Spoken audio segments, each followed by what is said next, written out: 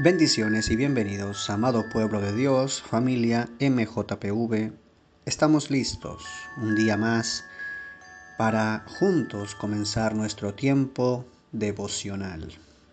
Nuevamente con ustedes, su hermano Marlo Chuquibiguel, hoy 27 de mayo, para tener un tiempo de reflexión en el libro de Ezequiel.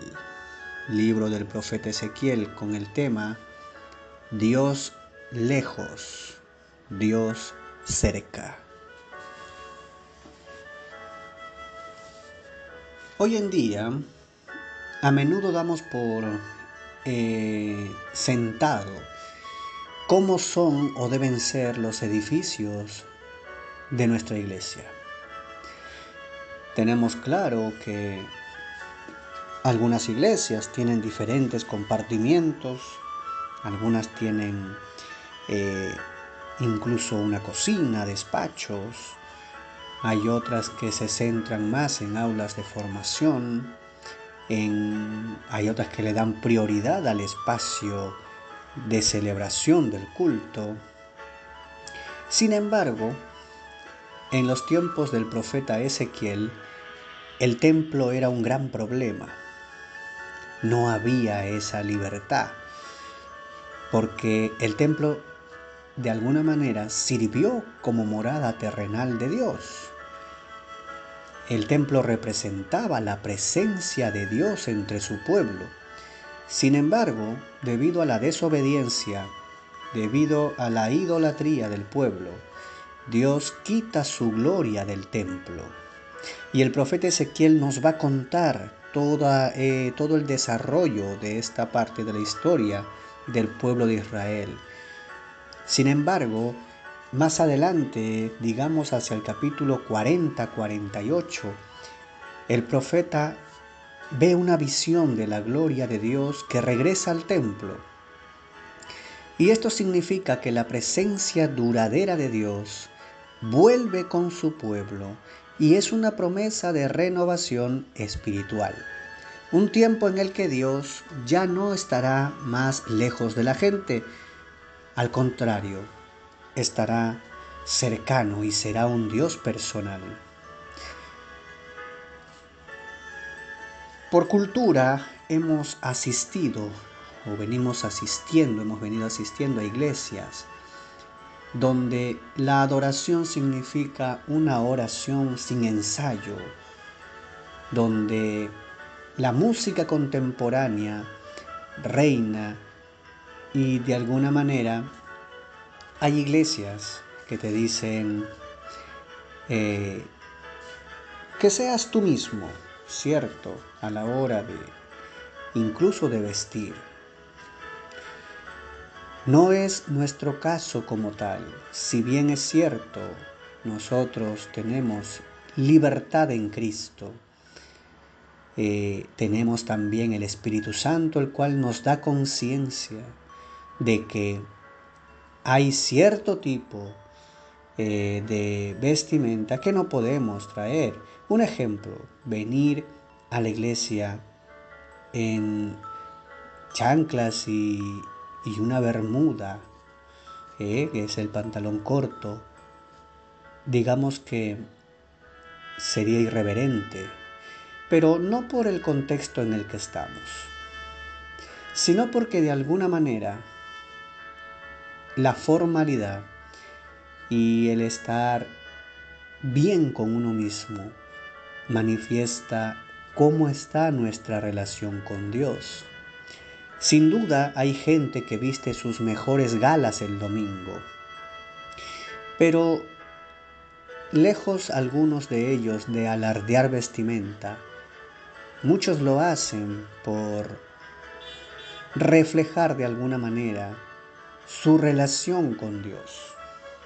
Y esto no los hace religiosos, esto no los hace tampoco más santos, pero el pueblo de Dios debe tratar siempre de engrandecer a su Dios.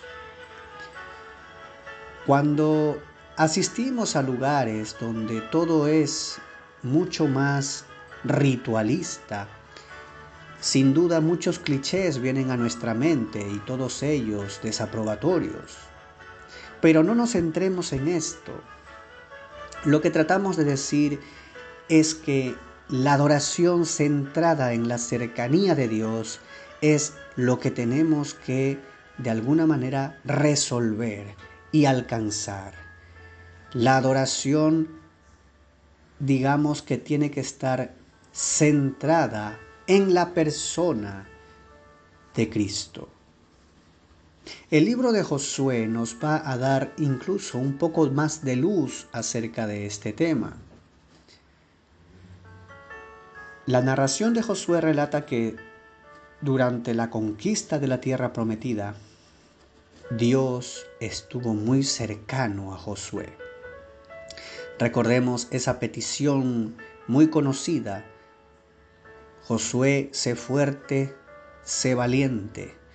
De hecho, mis hermanos, la presencia del Señor entre el pueblo era tan evidente que las naciones que habitaban toda esta tierra prometida estaban aterrorizadas por las cosas que Dios había hecho y estaba haciendo. Vemos evidencia del cuidado paciente de Dios por Josué y por Israel a lo largo del libro de Josué. Y mientras él está luchando, Dios está para ellos. Incluso va a responder a un llamado a la naturaleza en el que el sol se va a detener para que los israelitas puedan seguir luchando y vencer definitivamente al pueblo enemigo. Dios mantiene todas sus promesas de manera fiel a su pueblo. Y su presencia con su pueblo resuena en todo el libro. El Señor tu Dios es el que te acompañará donde quiera que vayas. Pero bien, antes, en la narración de Josué, vemos una tensión también entre la cercanía de Dios y su trascendencia. El Dios que está cerca es también el Dios que es completamente otro. Su santidad requiere distancia de su pueblo, tanto como señal de reverencia como para la protección de los que no son santos. Dios ordena a Israel que mantenga 3000 pies de distancia entre ellos y el arca del pacto, el símbolo de su presencia. Recuerden que antes de entrar a la presencia de Dios, la gente debe santificarse mediante rituales. Todo esto hablamos Antiguo Testamento. Este Dios santo, un Dios de rectitud, de justicia, que mata a las naciones idólatras, este mismo Dios exige y merece una adoración sin división, una adoración exclusiva, y promete destrucción y exilio si Israel se vuelve a los dioses de las naciones paganas que los rodean. Así que nuestro Dios, nuestro Padre, no es un Dios para acercarse casualmente. Esta tensión entre la bondad y la grandeza de Dios se resuelve en la persona de Jesucristo. Emmanuel, Dios con nosotros. Y Juan habla de esto. El Evangelio de Juan, recuerden, en el principio ya existía el Verbo estaba con Dios y el Verbo era Dios. Él estaba con Dios en el principio, por medio de Él todas las cosas fueron creadas. Sin Él nada de lo creado llegó a existir. Y el Verbo se hizo hombre y habitó entre nosotros. Y hemos contemplado su gloria, la gloria que corresponde al Hijo unigénito del Padre, lleno de gracia y lleno de verdad. Mis hermanos, en Jesús encontramos tanto la cercanía de Dios como su trascendencia. Come con los pecadores, resucita a los muertos, enseña como rabino, calma los mares embravecidos. La Iglesia adora a Dios de maneras que testifican que Él está presente con nosotros y muy por encima de nosotros. Que este sea el distintivo principal de nuestra adoración. Si bien hemos hecho un recorrido por el Antiguo Testamento y las complejidades que tenía el hombre para acercarse a Dios, El libro de Ezequiel nos recuerda que esos días iban a quedar atrás y que había una promesa que venía. El Dios lejano no sería más lejano, iba a ser un Dios cercano. Y hoy ya no necesitamos tradicionalismo, ritualismo, no necesitamos oraciones aprendidas, no necesitamos mecanismos de adoración. Hoy, ser espontáneo, ser nosotros mismos delante de Dios, sin perder esa reverencia a la persona de Cristo, a la persona del Padre, al Espíritu Santo, es nuestra principal marca y distinción ante todo aquel que no cree. Que este sea el distintivo de nuestra congregación. Adoremos a Dios en espíritu y en verdad. Acerquémonos porque Él está cerca.